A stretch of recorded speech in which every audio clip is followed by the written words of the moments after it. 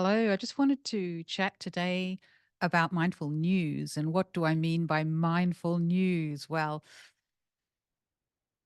from my experience, a really skillful way to stay engaged in the world without it overwhelming you is to first do a stock take, to notice all the different ways in which news are coming into your field of awareness. And what I mean by that is maybe over the course of a week, just notice where you're taking news in from. It could be the radio, it could be television, it could be social media, it could be passing a newsstand in the street, it could be all kinds of ways in which conversations at work, you are taking in the news into your field of awareness. And the next one for me, I think, is to check in with your inner state and how it actually responds to the news that you're seeing. So, what I mean by that is, firstly, do you notice that your inner world is affecting the news that you notice? And is there something about your inner life that you might need to tend to, that's calling attention to you to attend to in your mindfulness practice? And that feeling within your body that has been ignored is actually affecting what news you're noticing. So this is outside, inside, outside, inside. So noticing what news you're actually taking in, because there's so much of the news we take in we don't even realize we're taking it in, and then we're sort of suddenly feeling overwhelmed. But there's sources everywhere. So noticing it all, and then noticing what you're noticing. What is it that your awareness is sort of drawn to? What type of news is it drawn to? What stories? Is there something inside you that is actually needing attention, which is affecting the news that you're noticing? So there's something inside you that needs attention, that needs some love and befriending and tending in your mindfulness practice. And when you've tended to it and you've acknowledged it and you've given it space with a kind lens, and you've done your practice on what needs tending, noticing how that might change your way of noticing the news. And when you've done all that noticing and uh, like a stock take of all the different news sources, you've done a kind of inner stock take of the relationship between what's inside you that needs attending to and what you're noticing outside you in the world of news. Um, then I think it's great to, well, in my experience, it's been really healthy to then really start seriously curating. So, what I mean by that is zoop, taking out all of the news that isn't serving. So, I think it's great to be engaged in the world, but most of these sources that we didn't even realize were there, they're not helping. They're just adding noise. Yeah. So to sort of really reduce the amount of exposure you get to the news, that casual, everyday, indirect. So if the radio's on, turning it off. If the television news is on, turning it off.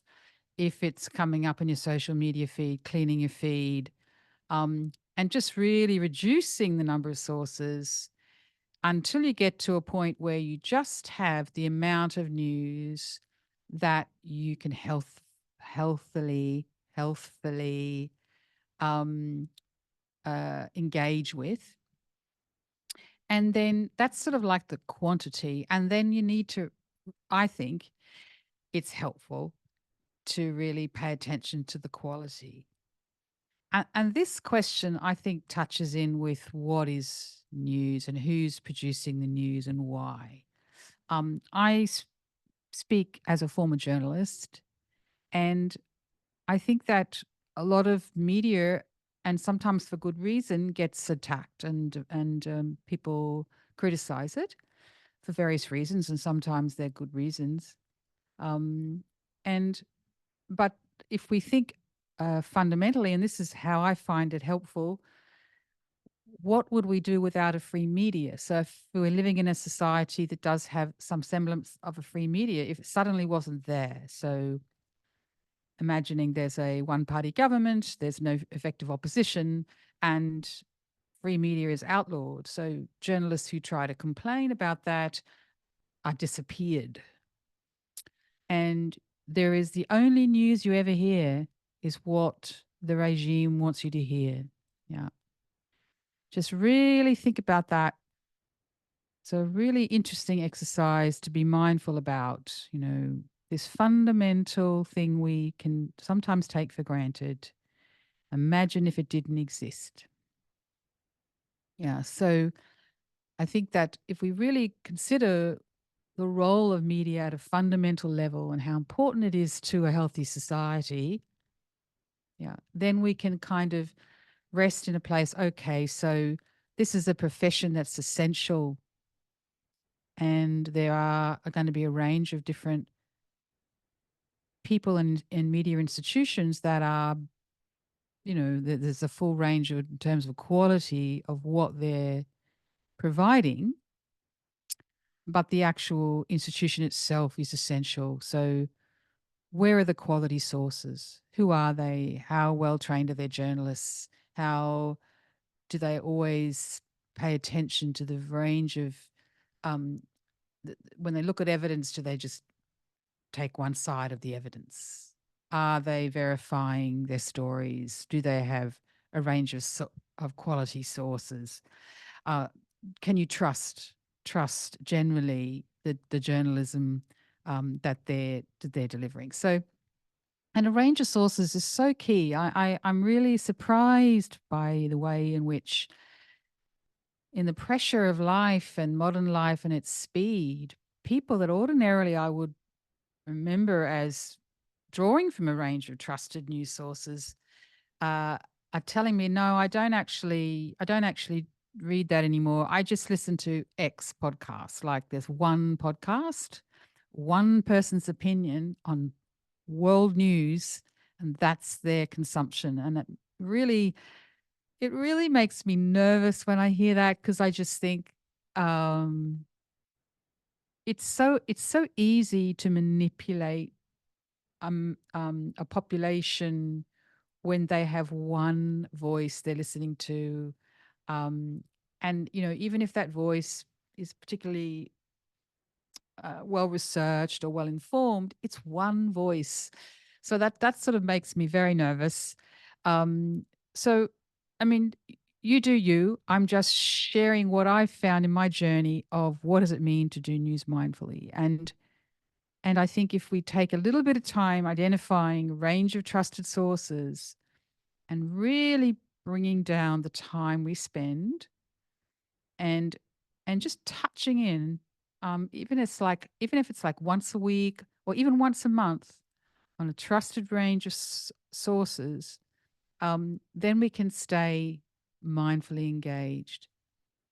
And the other thing I love to think about when it comes to mindful news is what we do about it. So what I mean by that is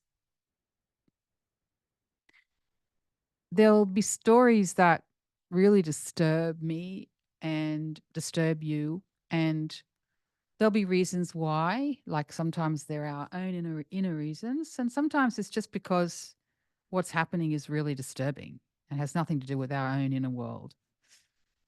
And what I find really helpful is the things that really disturb me the most is that I take some kind of action around it. It may not be anything particularly meaningful in terms of it having a big impact, but I just try to think about something thoughtful I can do, a way I can be useful in taking action on that subject.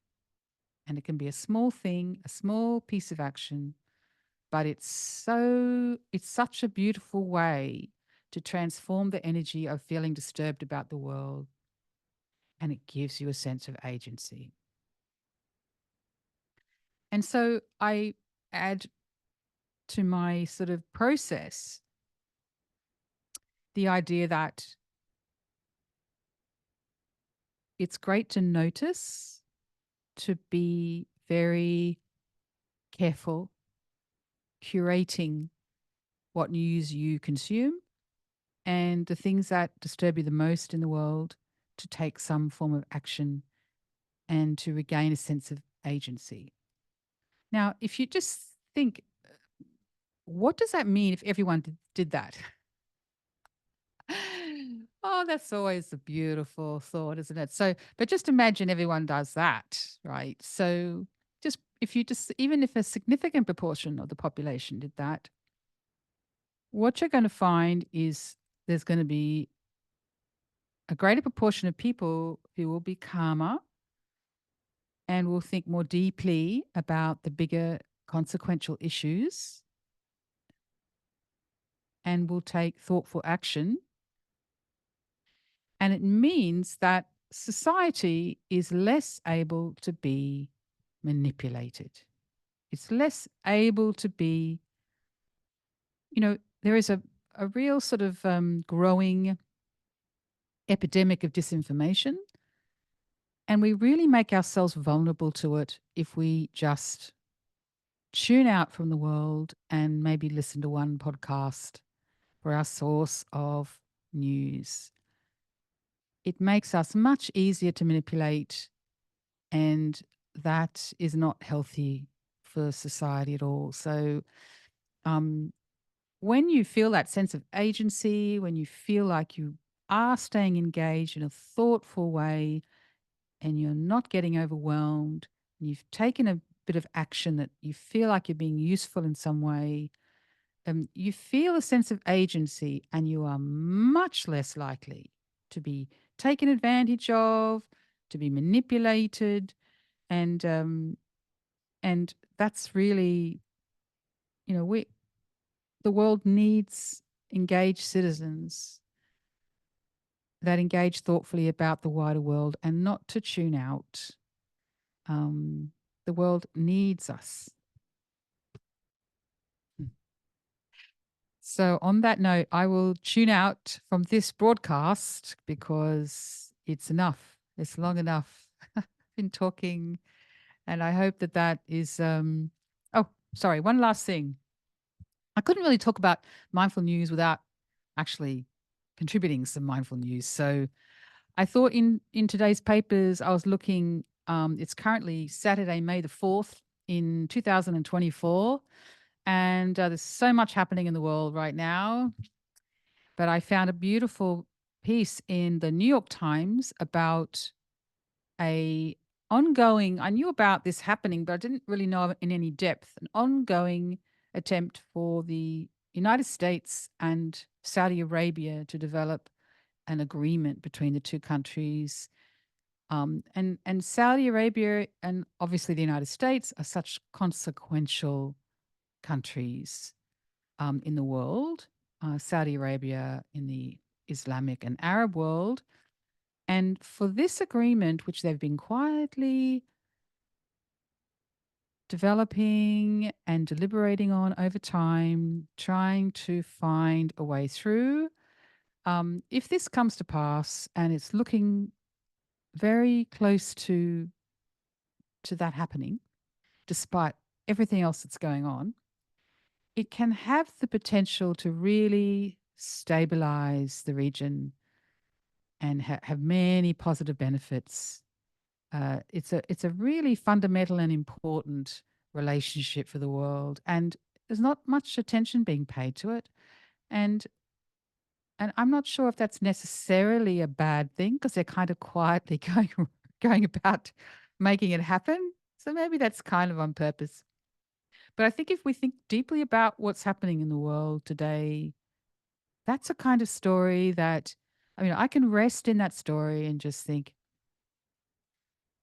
whatever I might think about Saudi Arabia and some of the things that have been happening in the last few years that have horrified me, there are some also some positive trends in Saudi Arabia right now. And then there's this agreement with the United States. And I just think on a deep level, this is a really significant piece of news. And it just has the whole feeling of there are grown-ups in the room, people who understand that a foundation of peace and stability is absolutely essential to everything else to do with good governance. That is the most important thing to get into place. And so I just so happy to read that news today. And however it does pan out, it's obviously not a done deal. And the other news I wanted to share was, you may have missed it. This is the reason I mention it. It happened in April, and it was this wonderful court ruling where 2,000 Swiss women over 65, the average age was 73, won a really important court ruling which has implications worldwide in terms of the application of international law, which basically resulted in the Swiss government having to revisit their climate change policy and to take measures more seriously to plan ahead in terms of reducing emissions and mitigating against climate change. And I heard an interview, which I will post the link to under this video, how there was really a very long process that they went through, and they tended to be ignored, and now they have won this ruling, and it has worldwide implications. It's really a great day for collective, thoughtful citizen action, and I just thought it was a wonderful story. And I just, in case you missed it, I wanted to share that with you. Anyway, that's enough for now. Thanks so much. Bye for now.